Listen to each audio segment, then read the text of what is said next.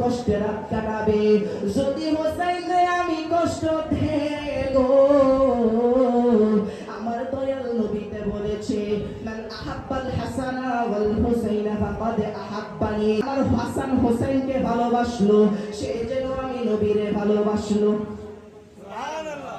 আর যে ব্যক্তি আমার হাসান হোসেনের সাথে দুশমনি করলো গো, যে ব্যক্তি আমার হাসান হোসেনরে কষ্ট দিল গো, সে যেন আমি নবীরে কষ্ট দিল। বলেন সুবহানাল্লাহ। আমরা কি ওই হাসান হোসেনরে কষ্ট দিতে চাই?